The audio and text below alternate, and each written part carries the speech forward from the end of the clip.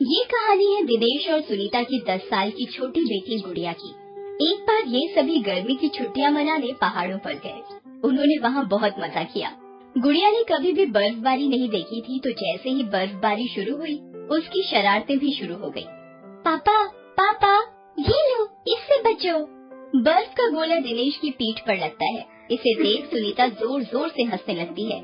तभी गुड़िया द्वारा फेंका गया बर्फ का एक गोला उसे भी लगता है। ये देख दिनेश भी जोर जोर से हंसने लगता है। ये लोग पूरे एक सप्ताह यहाँ रहे। ये पूरा समय उनके लिए पूरी मस्ती भरा रहा। एक सप्ताह कैसे खत्म हो गया उन्हें पता ही नहीं चला। एक सप्ताह बाद जब वो बस द्वारा वापस अपने घर लौट रहे थे, तभी पापा मुझे तो यहाँ बहुत बहुत बहुत मजा आया। मुझे हर साल गर्मी की छुट्टियों में यहाँ आना है। आएंगे बेटा आएंगे। वो अभी ये बातें कर ही रहे थे कि बस के ड्राइवर ने अचानक जोर से ब्रेक लगाया। असल में बस के आगे एक जानवर अचानक से आ गया था। उसी को बचाने के लिए ड्राइवर ने जोर से ब्रेक लगाया था, लेकिन बस फुल स्पीड में थी और अचानक से ब्रेक लगने के कारण बस अनियंत्रित होकर नीचे आ रहे थे। पल में हर ओर चीख पुकार मच गई। पापा पापा मम्मा मम्मा। दिनेश और सुनीता की मौके पर ही मौत हो गई। गुड़िया को भी बहुत चोट लगी। वो बेहोश थी। पुलिस वालों ने उसके चाचा चाची को इस एक्सीडेंट की खबर फोन पर दी। वो भागे भागे आए। गुड़िया की जान तो बच गई, लेकिन उसके एक पैर में बहुत चोट लगी थी और वो पैर बहुत देर तक पत्थरों में दबा रह गया था। इसलिए डॉक्टरों को उसका एक पैर काटना पड़ा।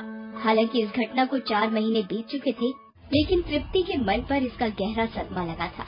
ना ना ना ना ना ना, मैंने कहा ना गुड़िया, रोना नहीं है।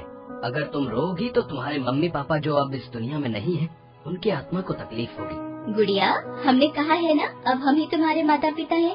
तुम्हें कोई तकलीफ हो तो हमें बताओ, लेकिन प्लीज रो मत, नहीं तो फिर हम भी तुम्हारे साथ रोने लगेंगे। चलो अब हंसो हंसो हंसो हंसो। अमूल्य और रजनी जब गुड़िया से ये बातें कर रहे थे तो उनकी अपनी बेटी तृप्ति ये सब सुन रही थी। गुड़िया के माँ पापा के बाद उसके चाचा अमूल्य और चाची रजनी उसे अपने घर ले आए थे। वो उसे अपनी बेटी तृप्ति की तरह खूब प्यार करते, लेकिन तृप्ति गुड़िया से बहुत जलती थी। उसे लगता था कि उसके आने के बाद उसके माँ बाप उसे कम प्यार करते हैं। वो किसी न किसी बहाने गुड़िया को नीचा दिखाने की कोशिश करती रहती। जब देखो फालतू का रोती रहती है और मम्मी पापा को इमोशनल करती रहती है। मैं सब समझती हूँ इसकी नौटंकी। ये तो मम्मी पापा ने इसे सिर पर चढ़ा रखा है, वरना मेरा वश चले तो इसकी सारी नौटंकी निकाल दूं। तृप्ति और गुड़िया एक ही स्कूल में पढ़ते थे।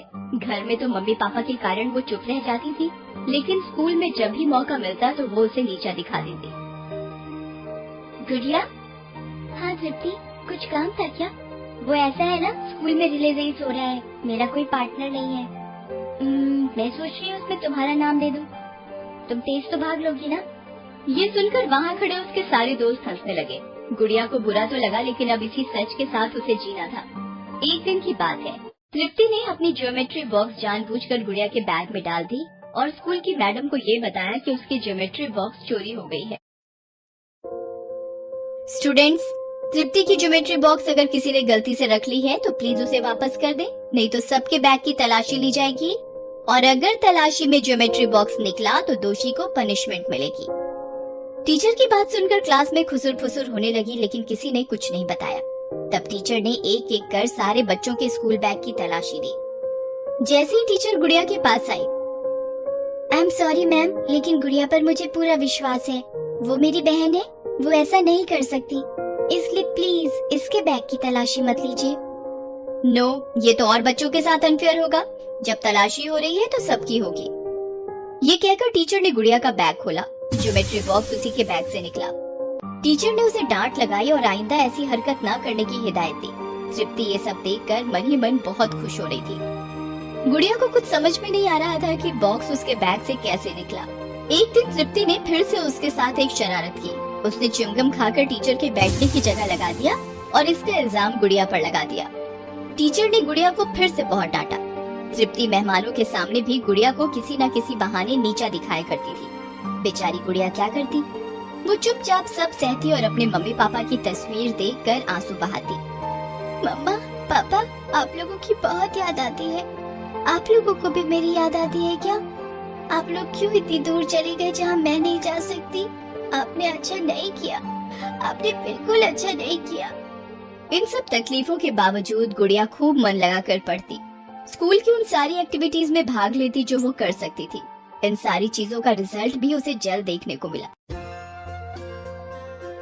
स्टूडेंट्स, अब बारी है उस अवार्ड की जिसका आप सभी को इंतजार है। इस साल के स्टूडेंट्स के ओवरऑल परफॉर्मेंस को देखते हुए बेस्ट स्टूडेंट का अवार्ड जाता है गुड़िया को।